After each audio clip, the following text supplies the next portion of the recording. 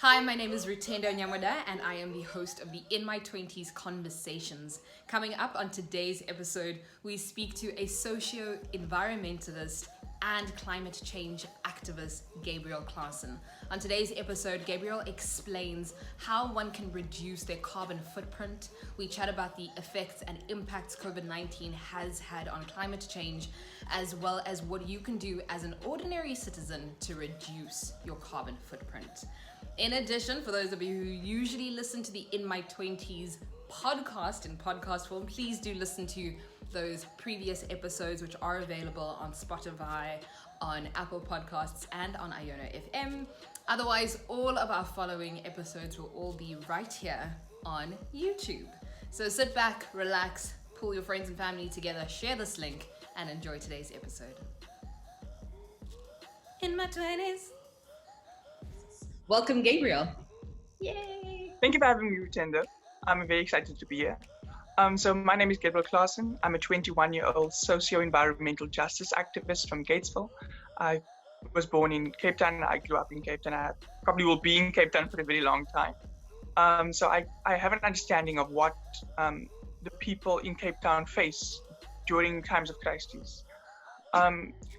Big things that I've noticed now is that there's a big call for change in society. So one of the organizations that I work for, Project 90 by 2030. So it's a social and environmental justice organization thriving to inspire and mobilize society towards a low carbon generation via a just energy transition. As well as the African Climate Alliance. I'm an ambassador for them, a youth ambassador. And they are a youth-led affinity movement pushing for climate justice and ensuring that we make the best of the things that we've got at hand, not only in South Africa, but across Africa. So I'm looking forward to it. I'm really looking forward to the discussion. I think there's so much insight that you can provide for not just me, but also for the ordinary person who wants to find out more about climate change and the climate crisis and how they can help from what they're doing in their everyday lives. Gabriel, I'd like to find out from you, there is this term that is used quite often when we talk about climate change, and that is one's carbon footprint. Can you please explain or define what exactly the carbon footprint is? So essentially what a carbon footprint is the total amount of emissions of carbon dioxide that you release as an individual or as an organization or as a community. So in total, for example, if you drive a car, it adds to your carbon footprint. If you eat a lot of meat, which I'm not saying you don't have to eat meat, but if you eat a lot of meat, that does add to your carbon footprint. And as well as, if you take public transport, that takes away from your carbon footprint because you're carpooling with people. So I know that that's not really an option here in Cape Town at the moment because of Metro Rail and because, of lockdown. But basically, it's what adds onto your carbon footprint. They say tread lightly when they talk about climate change. And that's essentially what they mean, is to tread lightly in this time so that you don't add to your carbon footprint and you don't build it up. It's not necessarily a footprint that you put into the ground. It's like, there's my footprint. It's more of one that lingers over you, and we all have it. So yeah, that's essentially what a carbon footprint is. Okay. And which countries have a fairly high carbon footprint, and which countries are on the lower end of having a lower carbon footprint? So I would have to say that the countries that have the higher carbon footprint would be China, for example, the USA, as well as India. And that's mainly because of the fossil fuels that they burn to run their country, essentially. So a lot of the places that you'd see that have the highest emitters of fossil fuels being burnt are countries that are being industrialized, that are being urbanized. So even here in South Africa, for example, we're a third world country, but we have the issues of bigger, broader, countries, whereas countries that are more more rural or less industrialized or urbanized, they'll have a lower carbon footprint.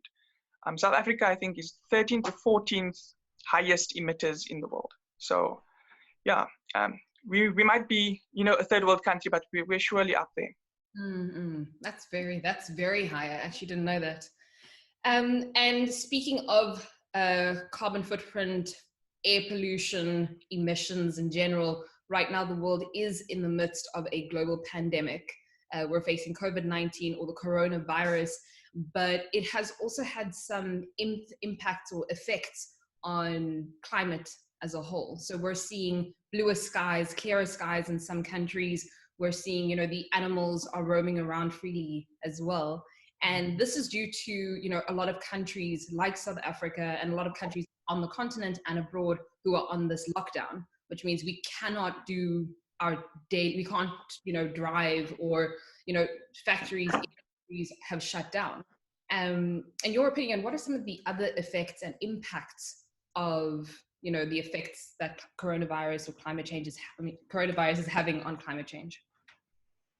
Yeah, so I think it's important to first put out that in this time of COVID-19, we need to think of our empathies, and we need to make sure that we are being human in this time, because we aren't just being like, wow, it's amazing, the air is cleared up, there's less pollution, there's less this, there's less that, less emissions being put out there, but people's lives are being lost. And I know that like a lot of people understand that, but there are some people who are like rejoicing at the fact that, wow, cool, lives are being lost. So in that case, we don't have that many emissions, because not many people are flying, not many people are doing this, not many people are doing that. So I think it's really important for us to look at that and remember that although this is a time period, because it will go after coronavirus is past, so to speak, it will go back to the way it was in our country and many other countries, unless we as people make that change. So it's nice to see the change that's happening and things that are possible, but we don't want to come off as eco-fascist in this time. Two things that have really shown out this time during coronavirus, or COVID-19 rather, is resilience. We are seeing people stronger than ever in their support and their solidarity, which leads into the second point, social solidarity. We are seeing communities come together, people come together stronger than ever, and make sure that we are helping each other as best we can in this time of need. And I think that's just something that not only you can factor in here in this time of COVID-19, but to climate change as well. You have people the same people that are being drastically affected, will be affected by climate change as well. So it's amazing to see the resilience and the social solidarity that we as people can show and have. And, I was reading up on some of the organizations that you are involved in, and one is the African Climate Alliance. And on the website, it states that environmental destruction, resource depletion, pollution, and climate breakdown are human rights issues. How is it a human rights issue, if you can unpack that a little bit? So it's a rather broad topic, but it's important that we look at it. The way that is a human rights issue is because we have the human right to life and a healthy environment.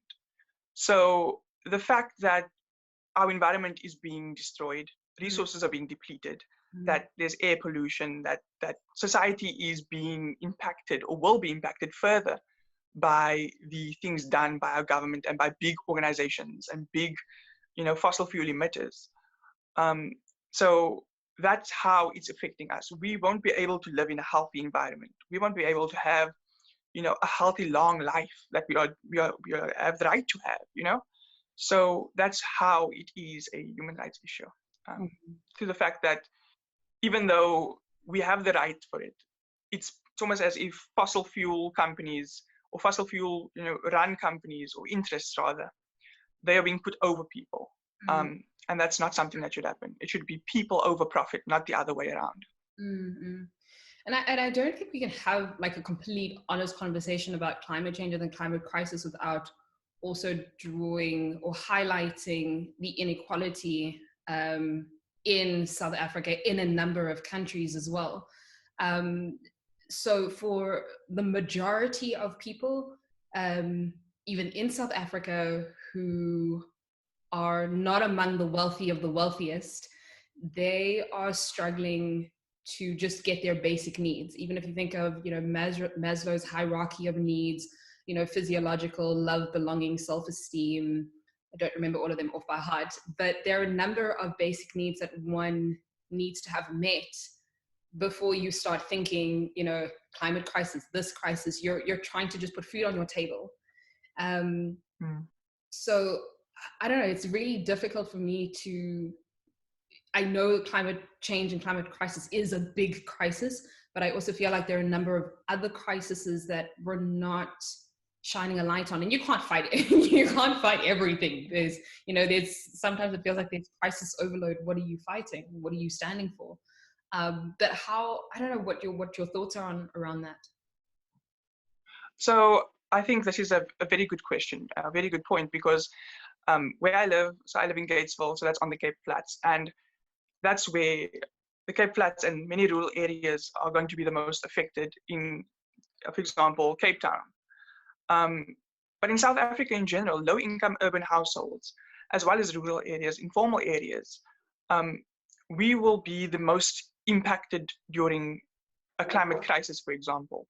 So if the world ends up the way that we are currently seeing it to be ending up, with massive droughts, food scarcity, it's the people who are affected during apartheid that will be affected now. That's why the term climate apartheid has been used, because it's the same people that have been affected previously, the people that are on the ground, the people who are trying to fight and do anything that we can to get food on the table tonight. Because why should I fight for a cause when I need to eat tonight? I work for Eskom because it pays my bills so I can eat and I can feed my family, I can take care of my family. So that's just an example. So I think what we all need to look at is a just transition. So just meaning equitable, because I wouldn't say equal, because we don't need we need equality, yes. But in this term, we don't need it to be like, oh, everyone is equal in this regard, because some people are higher up in the wealth, gap and in the privilege zone. So giving people what they need rather than an equal amount. So an equitable amount would be fair to say. So that during the transition, everyone rises equally. But what we're currently seeing is that, they say a rising tide lifts all boats, but some people don't even have boats to begin with. And that's rather tragic. So finding a way through a just transition. So climate crisis plays a massive role, because it's not just the climate crisis. People say it's just the climate crisis, but it's social injustices that follow through in there as well.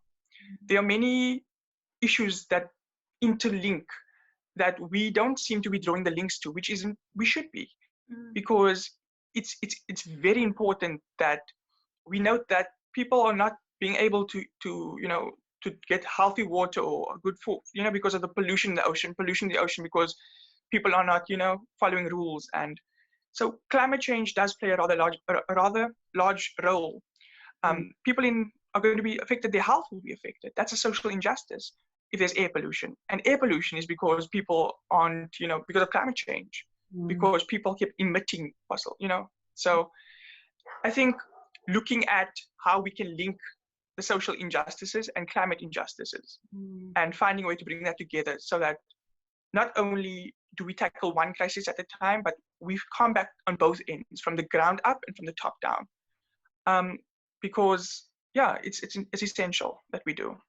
So finding a way to do a just transition, that's a good way to begin to look at it. I love listening to you speak about the climate crisis, and you're 21. I love that, first of all, that you are very young and that you're so passionate about it, and that you are a climate, social, environmental activist. And I do think that every generation has had their activists they're, you know, the ones that are on the front cover of Time or front cover of magazines and the newspapers, and they're the spokespeople when it comes to climate crisis for their generation. And who, in your opinion, would you say are among the front runners or at the front, especially when it comes to the youth, around climate change and the climate crisis? So I think a good place to start, and it would be remiss of me not to say it, but Greta Thunberg, for example, although she doesn't want to be acknowledged as this like leader of this movement, she not necessarily is the leader. She's someone that the media picked up because of her story, because of her journey, and I applaud her for that because she was completely honest. There's never been a moment of, oh, this is how I'm going to do it, and this is how I'm going to end up on the front page. I'm going to be amazing. Yeah. I don't care about that. You guys have stolen my future. Mm-hmm. And in the words of her, you know, in her words, how dare you?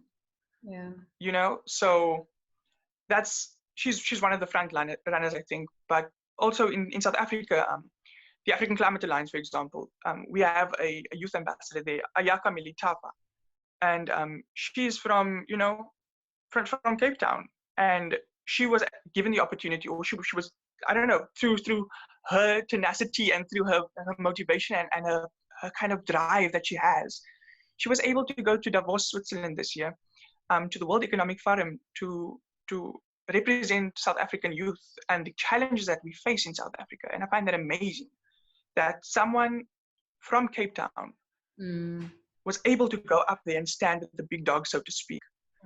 But in regards to who our champion for this generation is, I wouldn't necessarily say it's either one of them.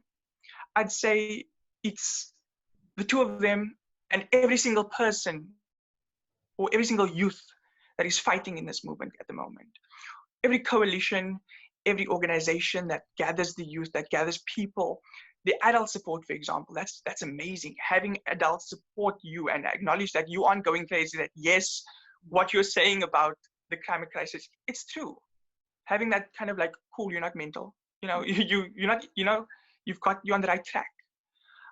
So I think the champions for this generation is this generation, because we are fighting for the future and the future generations to come. Wow. You've mentioned the word representation. Do you feel that when it comes to conversations around the climate crisis, that there is enough representation from people who are being directly impacted and affected, as well as the youth, as well as representation in race and sex? So I'd rather say that no, just straight off the back, no, on either regard. Because, for example, on the youth aspect, people want youth to attend meetings just so they can tick a box and say youth were involved. There are female youth activists who are Black young women, colored young women, who are from South Africa, who are brought forward onto these kind of conversations. But unless you've got that kind of follow the rules kind of thing, you're kind of written off. So I wouldn't say that the representation is where it needs to be. It's a lot better than it was, but it still has a long way to go. One way that I'd say this would be regarding color, people of color. And I'm not saying people of color only, but I think people from low-income urban areas, people on the Cape Flats, for example, in South Africa, in Cape Town, we've got conversations happening in town, and people are expected to come from Mitchell's Plain all the way to town to have a conversation about something that's affecting them in Mitchell's Plain. Yeah. So getting the resources. So we need a decolonization of resources. We need a decolonization of knowledge, as well as just making sure that everyone is involved in these conversations. By decolonization of knowledge, I mean certain people were in a privileged enough position to get education about climate change, whereas a lot of people weren't because of the apartheid era, for example, as well as the underprivileged people that weren't even, like, for example, not even in Cape Town or South Africa. there are a lot of communities that need that kind of knowledge building, that beginning stages, even if it's like, here's a terminology page, come and sit in a meeting just so you can be in the area, just so you can feel how it feels to be part of the conversation. Then you share your story. You be honest, you share your story. You show that this is who you are. This is what you're living through. And just speaking about your story, that helps them being the big people, the big kahunas, that helps them realize, wow, we need to have more people involved in these conversations so that we can have, an equitable transition from non-renewables to renewables. And not only that, but to a better future. Okay. And I guess one final question that I would want to ask on this before we go into your quarter life crisis and 20s journey is, when it comes to climate crisis, I know for me personally, I don't always know what I'm supposed to be doing. Like, I know it's an issue. I know that it's going to affect not just, this generation, but generations to come. But what are some of the practical things that I can maybe do if I can't go out and rally, if I can't go out and, I don't know, strike or, whatever it is? What are practical things that I can do in my everyday life to assist, to help reduce that carbon footprint? So I think it'd be amazing if people would be able to rally and to come and protest and strike in the streets. But on a practical level, that's really, it's not as practical as we thought it would be. For example, the African Climate Alliance, they started the 3 biggest climate change strikes, school strikes for, Cape Town, in Cape Town last year. And it was amazing. The turnout was spectacular. Yeah. But we realized very fast that we need to include everyone in this conversation of all generations. So trying to find different ways that we can do that. Ways that we as ordinary citizens, ordinary being kind of like a term that I'm not fond of using, but I'm an ordinary citizen as well. The ways that we can do it, everyday people, ways that we can change things is, don't throw that paper out of the window of the train or the taxi or the car. Keep it on you. I know this is something that we've heard all these years, but we do see when we drive past certain schools, those lovely, those flowers strung up, those chips flowers that are just all up on the gates. They're just gorgeously decorated. Yes, yeah. So ensuring that we minimize the amount of pollution that we cause. Yes, we can't change we can't change the biggest things like what government is doing or what policymakers are doing, but that's why the civil society organizations are there. They are fighting the big dogs, and the way that we can contribute to it is be aware of what we're doing, be carbon conscious. On that term, I'd say knowing what you're doing and how it affects the immediate surroundings of not only you, but people around you and the future to come. So the big conversation is, should you be vegan? Should you be vegetarian? And you get a lot of hate, and it kind of adds a bad name to veganism and to vegetarianism. But you don't need to be vegan, because certain ingredients that are made into vegan meals, they come via ships. And that those emissions on those ships are so much worse sometimes, because now this is fueled by fossil fuels, coal is burning, and then all of a sudden, not coal is burning, but you know what I mean? So coal is burning to cause the electricity so that there can be this, petrol is burning. And we so often forget that. And then people said holier than thou. But we don't need to be vegan. We don't need to be vegetarian. It would be amazing if we are. But being carbon conscious of what you're eating, that's something that I think is amazing. Knowing that there's more than 1 billion, cows in the world. And cows are the biggest emitters of, methane.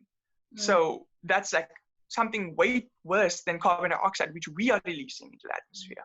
Yeah. So cutting down on the amount of meat that we eat, not necessarily like all meat, I'm not saying that, but cutting down on the amount of beef that we eat a month. You don't need to have that beef once a day, every day, for, 365 days. Yeah. Maybe making our plates look a bit more like the food pyramid that we saw in high schools or primary schools, where meat is sitting there and, there's a lot of veg, and, maybe having that look like that. Yeah. No, I know. know? Just a quick question on that post-corona, pollution, carbon footprint, emissions in general. Do you see it going back up to the numbers that it was prior to corona, or do you think that people are now definitely going to be a lot more conscious, and that although the numbers won't be as high, that it won't be obviously what it is now? So that's a very valid question, because that's something that many people fear. But I have hope that on a people perspective, we are not going to go back to the way things were, because we see now how this crisis has affected us. This COVID-19 crisis has affected us, and it's continuing to affect us. It's not over yet. I do believe that after the 16th, we will continue to have a few cases. We'll continue to have, but I'm glad that we've bent the curve and we flattened it a bit during these 21 days. I do believe that government, unless we push as people for change, government will continue to, things as usual. ESCOM will continue to put things up as usual. Governments all over the world will continue that. But a good way that we can try to mitigate that is through a just recovery. So 350.org, for example, they've got this term called a just recovery, and they've got 5 principles about it. And it's quite amazing because it calls to make sure that politicians, that governments don't do things while we are currently not able to combat them in the most effective ways. So holding people accountable during this time. It calls for community support. It calls for social solidarity, for resilience, for making sure that we don't end up back the way that we were, and that we build up our system as a whole, not just the everyday system, but the government system as a whole. We rebuild that stronger than ever, so that in a situation like this again, being, for example, the climate crisis, that we know, cool, we were able to do this with coronavirus. We were able to prevent a continuation of it. We brought it to a stop because we put all our efforts together. We were community over COVID. Now it's time for community over climate, So I think that's really, community over climate change rather, not community over climate. But I think it's rather important that we note that I don't think people will ever go back to the way that we were. But definitely, unless we advocate for change or just spread awareness about it, governments definitely will, but we won't let them. Okay. And then this is the actual final question of the section. I know I said final question like 10 questions ago, but on the 22nd of April, we will be celebrating, or rather there's going to be a lot of awareness around Earth Day. What is Earth Day? What am I doing on Earth Day as an ordinary citizen? Do you want me to plant a tree? Must I wear green? What can I do? It is the lockdown as well. So remember, if I'm planting a tree, it's in my garden or in a pot plant. But what should I do? What is Earth Day? I say if you were to plant a tree, that's amazing. The current lockdown, and because COVID-19 is still quite a big pandemic, we need to limit the amount of people all together in an area. We need to keep to the rules even after lockdown is finished. So essentially what Earth Day is, it happens every 22nd of April. And it's happened since 1970. And it currently is being celebrated or acknowledged rather. I don't know I'd say celebrate because we celebrate the Earth and the environment. But it's happening in 195 countries, if I'm not mistaken. But I appreciate the fact that we've got Earth Day, because even now during this this lockdown, if you go to the Earth Day website, you can see a list of things that you can do during this time, and it's really great, because even they on there say the first heading is, due to COVID-19, this and this and that, we are going to be on a digital kind of this is what we'll do. So something that many organizations are doing right now is, signing petitions. That's a great way for you to help. Make sure the petitions are valid. You can find a few petitions, and for example, there's one on WWF. On their website, you'll find something there. And not only that, but I don't think it's really practical to do much this year because it's quite difficult to go out and about and, do the protests that we were planning to do. Great, April protest. But what we are doing is a digital protest. We just cut off a little bit there, but if you wouldn't mind just speaking about what you were talking about the boards and the hashtag. Okay. So another cool way for us to promote Earth Day during this time and to promote, good, healthy, environment during this time of, Earth Day would be, something that many organizations are doing right now. We are currently doing a global strike. We do global strikes, we do global protests. This could be a global awareness, So in addition to the WWF, petition that you can sign, it's amazing to see, I think that was the petition, or maybe it was for Earth Hour, but they always have something great WWF anyways. But good way, make it, a recycled piece of cardboard somewhere. Draw your message on there. You can find amazing messages online that you don't have to look, if you're not that creative in terms of, thinking of things. Amazing things you can think of. Post your picture, use a hashtag Earth Day, hashtag, a healthy environment, hashtag, you can find your, keep it going, because this is now, this is proved, this platform even has proved that we've got to adapt to different circumstances that we are thrown. So I think that's a very good way for us as people to still make a difference during this time. I really like that. I'm definitely going to be doing the cardboard thing. I don't have cardboard and I don't think I can purchase, but I will take a piece of paper. I'll do my hashtags. It'll be here.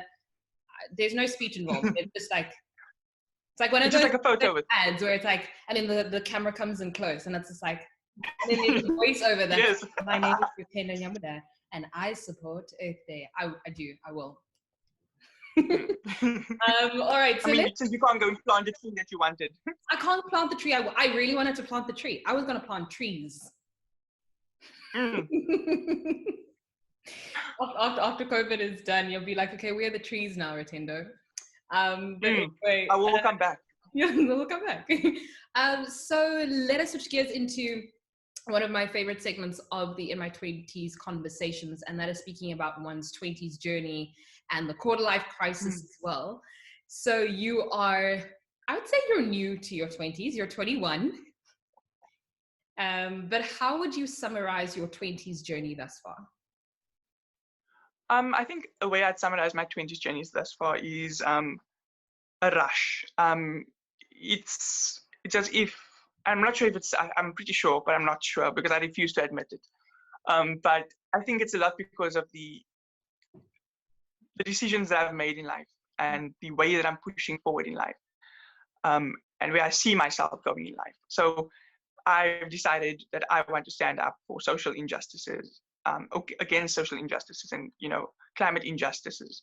So that's a big part that never stops resting. And then as well as the fact that, it's been a rush and it's been a bit of a kind of like, I need to sit down and I need to breathe. So that's kind of what I would say would define my crises. Okay. And a lot of self-realization. Yeah. Oh, yes. I think that's a big thing. Trial and testing. This is like testing season of being your like, what do I want to try? Does it work? Does it not work? Who am I? All of those questions. And speaking on, different crises. Would you be able to unpack one of, obviously you haven't turned 25 yet, so I can't talk about your quarter life crisis, which doesn't always happen exactly at 25. But has there been anything that's happened in your 20s thus far that you would say that you would consider a bit of a crisis or a bit of a wait, what is happening in my life moment?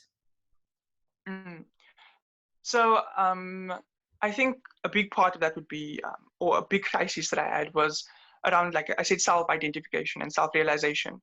So I'm bisexual. I came out in 2016, and I had the privilege of having a family that accepted me. Although I was quite scared, because anything can happen and anything can change. And there are a lot of people in the LGBTQIA plus community, or on the spectrum rather, that are scared to come out, or are in situations where they can't come out because not only is it a risk to their health or their safety rather, but it can really throw them out completely. So the crisis that I've been having, or I'm still having it, so is coming to terms with who I am and figuring out who I am after having a facade on for so long. Not necessarily hiding parts of my life, but definitely having to find out or show people that this is who I really am. And I wasn't trying to lie to you before. I lost 2 friends about it because, they supported me because I was their friend, but they didn't support the life that I live.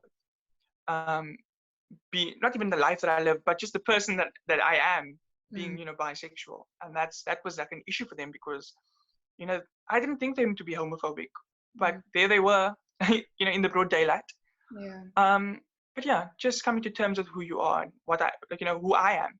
Yeah. A lot of people on the spectrum, we either mature too fast because we are forced to, because you're either thrown out or you're in an environment where you need to, adapt fast, or you have experiences that you would have had in teenagehood that you're only having now in your 20s. Yeah. Some people even later in life.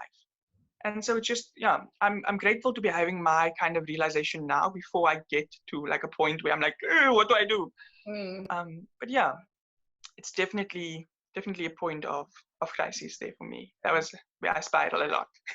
Wow. And really, thank you so much for sharing that with us. I know it's interesting, this whole aspect of self-identification. Who am I? What am I doing in the world? What is my purpose? I think in one of our previous discussions, you had said how much of myself do I show? Do I put out there? How much? Yeah, because coming out I'm quite scared of because being people like to say, oh, now that you've come out, now all you want to do is be this. You want to be that. It's no, this is just who I was, but I was trying to hide it because I didn't know how you would react. And now it's the same with not only with yeah. It's a big thing with work as well. How much do I show? Not knowing the situation at your new job, for example. People have lost their jobs because of the lives that they live. Not that they chose, because it's not a choice. We wouldn't choose to be bullied. If it was a choice, it wouldn't have been. So it's quite difficult to figure out how much you show, when and to who. Because it can be very difficult, you share it to the wrong person, they out you, then you're in a crisis, and it's disgusting that happens, as well as, for example, transgendered people. There's a big stigma there because of the kind of overarching hate that's just, thriving. So people in that community, they can't necessarily come out at work if that office space is not accepting. It goes for lesbians, bisexuals, gays. It's a big topic and it's a big situation. It's figuring out the line. Yeah, and if there's anything that I think even in this pandemic that we're seeing is us as human beings, this again coming back to the hierarchy of needs, the sense of love and belonging. Everyone deserves to feel safe and loved, and that they belong, and that they're seen, and that they're represented in various elements of your life, because ultimately it actually impacts you on so many levels psychologically than that one knows. And you can't just walk past someone in the street. I can't walk past Gabriel and be like, oh, word, Gabriel, happiest person in the world, no issues in his life, unless I've actually had a conversation back at the ranch. to say, what's happening? Are you okay? So It is quite an interesting discussion. That's why I've said thank you so much for being so open and honest about it. And I know that you've also started creating, or you're part of creating, these spaces where people can come and feel safe and feel like they belong as well. Yeah, so essentially my goal is to, I'm starting, hopefully, depending on it, whether, the world is at the moment, I'm hoping to have open spaces where, so the open space would be like spectrum, for example. So anyone on the spectrum comes together in a safe space, no judgment, no hate. There's like a list of words that people don't use that may trigger.